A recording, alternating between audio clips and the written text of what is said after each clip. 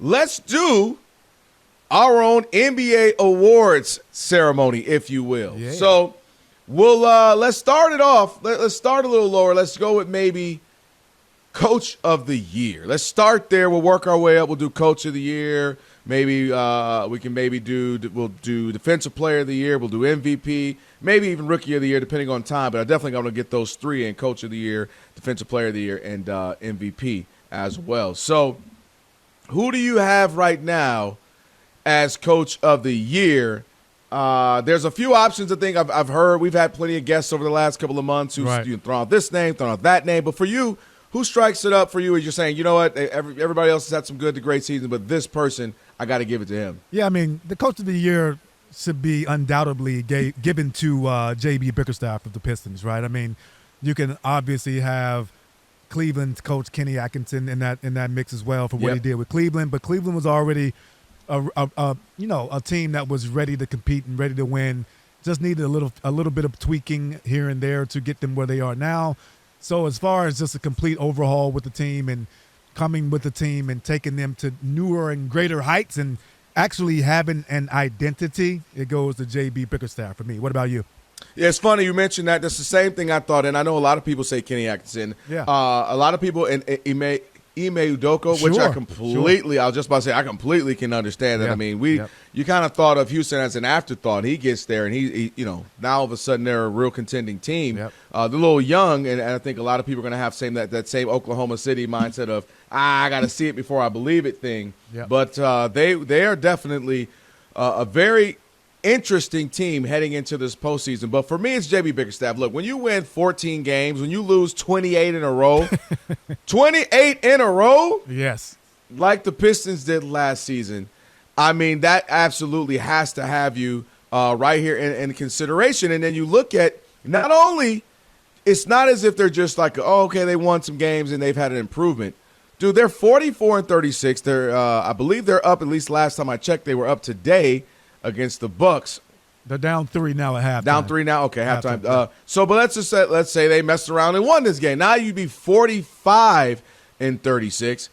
I mean, what an improvement. You know, we're already sitting at a 30-game improvement at 44 wins. Yep. And there's conversation. We had Eddie House on. If you listen to some other NBA analysts that, man, they might mess around and beat the Knicks. Yes. They've already beat them out through the season. You know, they've kind of had their number. And it's an interesting conversation of, man, not only – so it would be different. Oh, that's just cute. They got in and they were better. No. They're a real team that you're going to have to beat. They're not in the play-in. There's a 6 seed. They've got it on lock. And to me, they have a chance to make some noise. So we agree on that, J.B. Bickerstaff. But, again, I know there's going to be some consideration for a couple other coaches as well. And rightfully so, because Cleveland, I mean, I knew they'd be good. We knew they'd be a postseason team, maybe finish in the top 4 in the East. We didn't expect 63 wins. That's crazy. So I got to give Kenny Atkinson and what he's done with Cleveland some love. But I think for me, going in knowing they're going to be good, and they should be good, as they should have been even better last year when it came to the postseason, that's why JB gets the nod, because nobody expected this, a 30-game turnover from the Pistons. Yeah, no, it's just been remarkable to see, man. I mean, obviously, we go back to the Detroit Piston bad boy era where they had some success. And the thing about them right now, right, they've dug themselves out of the hole that they were in, I guess the obscurity that they were in for such a while now, by actually adopting that same brand of basketball, which is fun to see, especially from a guy like me, from, being a viable watcher of the NBA around that time, to see them come back and kind of do it the same way they did it when they had their most success. It's just kind of cool to see. I love it. I love that they're embracing it. They're not doing like, no, we don't want to be them. They're like, yo, we the bad boys. We're going to be tough. Yep. We're going to represent for the city. I love it. I think it's a beautiful thing. I understand sometimes different teams want to have an identity, want to be something different. But I just love that they're embracing this, and I love the city's getting behind them. All right, let's go to Defensive Player of the Year. What's funny about this one, Kerry, is most of the guys that are in contention are low-key. Lou Dort's low-key. Ivan Zubac is low-key. It would have been Wembanyama's without a doubt if Wemby wouldn't have got injured. I mean, my gosh, he's going to be special, and I think that's part of what makes him special is he's so skilled offensively, but he cares about defense too. He wants to be great at defense. And so dang it, we're wishing him the best speedy recovery. Yep. But Draymond Green has been a politician, Kerry. Yes, he has. He is taking to any platform, letting them know, including his own, hey, I want to win Defensive Player of the Year. Hey, what's your favorite color? It's green. But by the way, I want to be Defensive Player of the Year. All right, if you go to Los Angeles, do you love In-N-Out Burger? Yes, I do. But by the way, I want to tell you that I want to be Defensive Player of the Year. And so but I'll just stay with it for me. He is my Defensive Player of the Year right now. And it's not because he is politicking for it.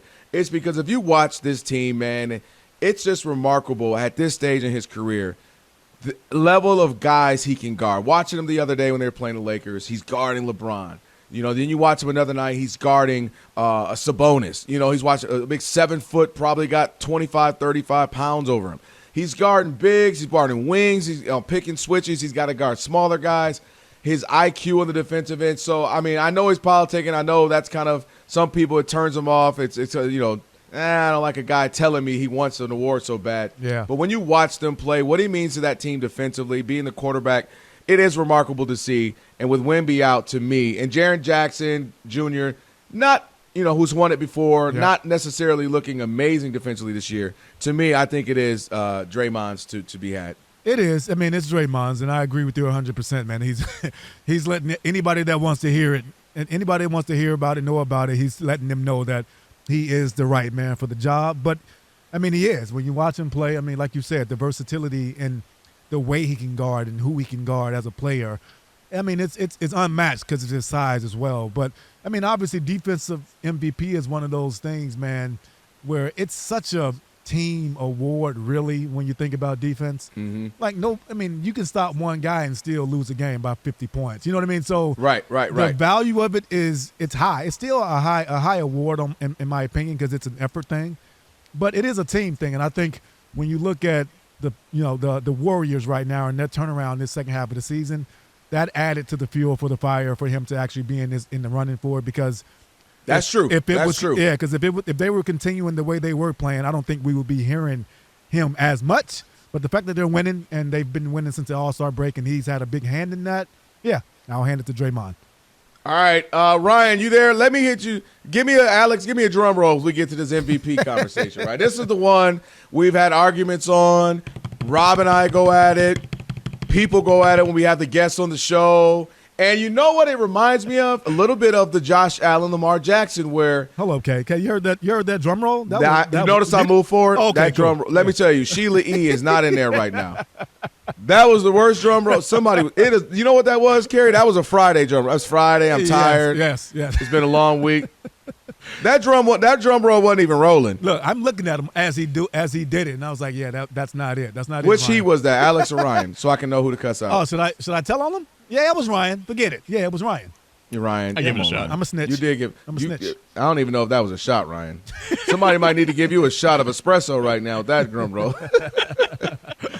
Alex, you better give me one too. I know you probably have one in your sound bank. You got something in there that you can hit. But no, again, to the MVP, it reminds me of Josh Allen and Lamar Jackson, where all right, both absolutely deserve it. Having phenomenal seasons, in this case, Jokic and SGA. Yep.